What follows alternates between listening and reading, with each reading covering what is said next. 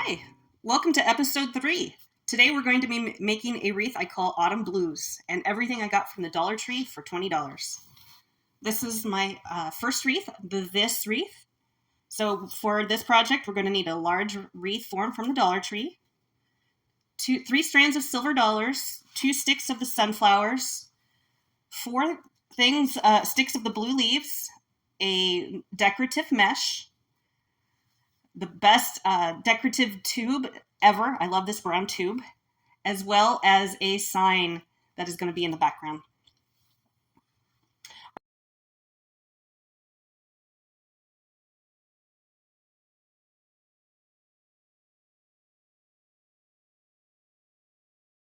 Our materials that we are going to need are, of course, our glue gun, glue sticks, scissors, wire cutters, a mini Dremel tool to get through the sign, some little clips so that our fingers don't get glue on them, as well as some floral wire.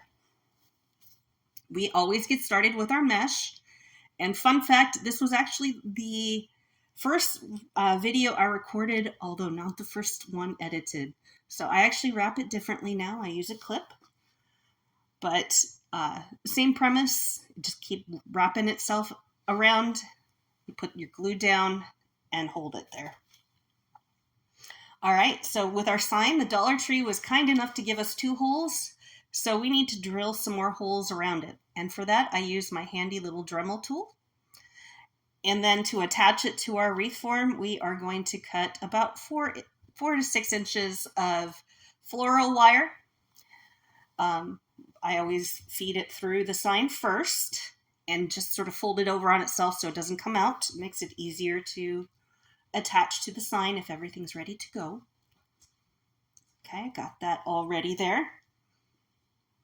Now I'm going to flip it over, and you always bring it up from the top down so that it attaches right. Otherwise it'll hang kind of weird. And I attach it really loosely the first time to make sure that it's straight. And then I'll go back later and tighten it up to make sure that it stays down. I check it on the front, and when I like the placement, I went ahead and glued it on the back so that those wires don't come up. Now while that's drying, I'm going to find my top and I'm going to attach the hanger. So I'm going to cut about 12 inches of the jute twine, and I want to make 2 holes. I do this slightly differently now too. I go around 2 wires, but as long as you go around at least one of the wire frames, you should be good, because you want to help balance some of the weight of the wreath. You don't want it to all just be on the mesh. You want it to be on that wire. So I feed it through from the top down. I tie a double knot. I tuck it up under the mesh, and then I glue it so you don't see it. All right, next up I'm going to do my sunflowers. And I believe I have 8 of those, maybe 10. And so I just sort of space them out. So I put them at the north, south, east, and west, and then I put 2 in between each one. And on the wreath form, there are 2 different ways you can put the flowers. You can put them more towards the center or more towards the outside. I definitely put them more towards the outside to, it makes the wreath look a lot bigger. I also do my mesh a little bit differently now, but this is a good way to do it. You can just clip it around. It uses a lot less glue, but pro tip, remember, don't put too many out. The glue will harden on the clip and it'll be really hard to remove. So my tip is to glue 3, and after you glue the 3rd one, you pull it off. So you see some of those I had some difficulty with. Don't do what I did. I've since learned from that, and I make new mistakes now. Okay, since I did the inside, I want to go ahead and do the same thing on the outside. I know that this looks kind of derpy, and I promise we will fix it, but I just wanted to lay this down first.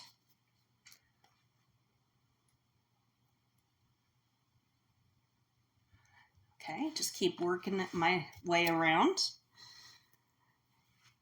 You know, with this tube, you can definitely twist. You can put some loops in there, all kinds of fun things.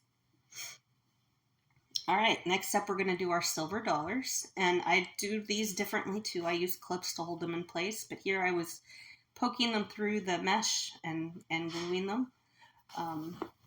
I think the way that I do it is a little bit better now, but you know, either way, as long as it stays, that's really the important thing here. And we do just want to leave them out. We will, in our fluff step, go through and feed them through the rest of the wreath. But for now, just kind of leave them out to the side.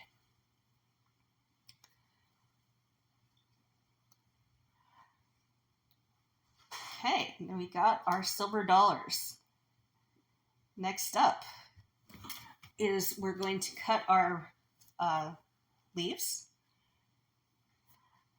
And for this one, the leaves that had no seeds or pumpkins, I cut them in half and I placed that leaf in between each one of the sunflowers. This allows the sunflowers to have color behind them without adding any volume. And that way they are not crowded in any way, but you still get that color coming from behind that I wanted. So one between each one of my sunflowers.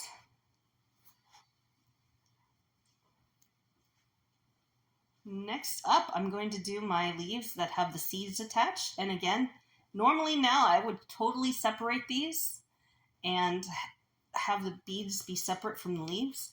But this was my first one and I did it this way. So I left the leaves and the pumpkins attached to the maple leaves, and I like the way it turned out. It's different, a little less control, but I did like the look.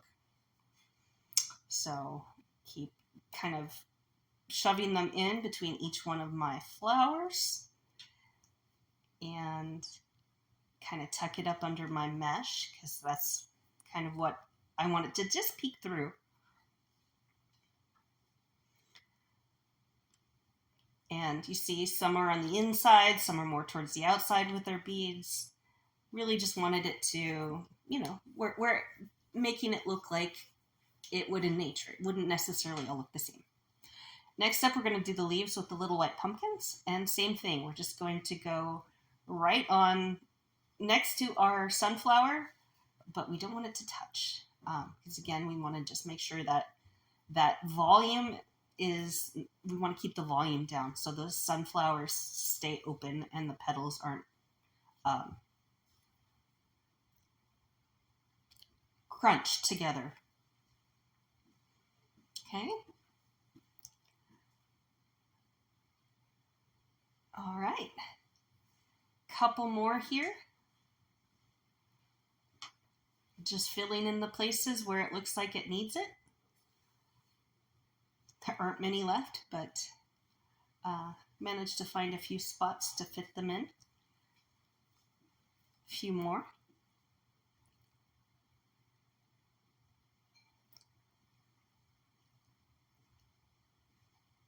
And this, again, this is before I got my glue skillet, so I'm having to use the hot glue gun, and it wastes a lot of glue.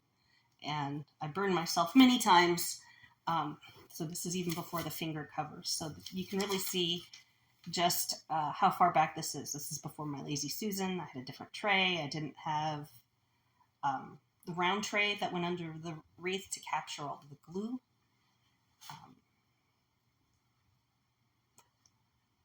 Okay, almost done. And we have folded our silver dollars through. This is our fluff step. We just keep working them through so that they're not poking out. And we pull our leaves down and the silver dollars up, the mesh out so that it's visible, and just keep working our way around. Pulling off any extra glue if we see it. This is our time to really make the wreath and everything sort of be in where we want it to be. So we might want to get a good fluff there.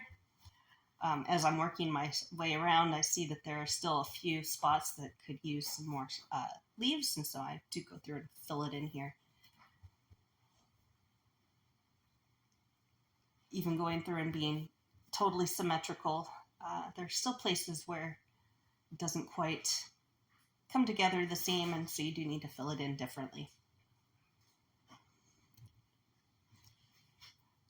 Nearly complete, just a few more.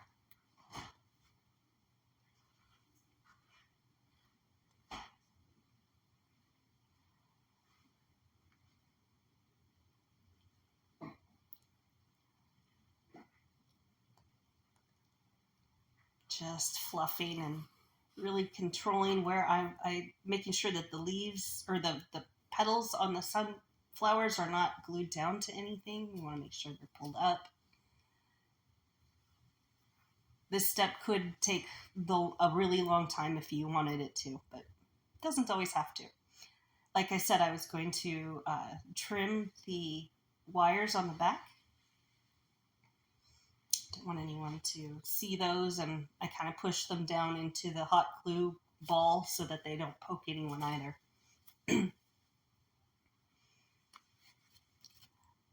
All right. Here's our this wreath. And again, this is a little washed out. It is the same color blue as the one that I did in my wreath, in the demo, but it just has the different sign. The difference is being the sign really is the difference with this one. The tube is the same. The flowers are the same. It really is just the sign is the one difference between the two on this one. Thank you.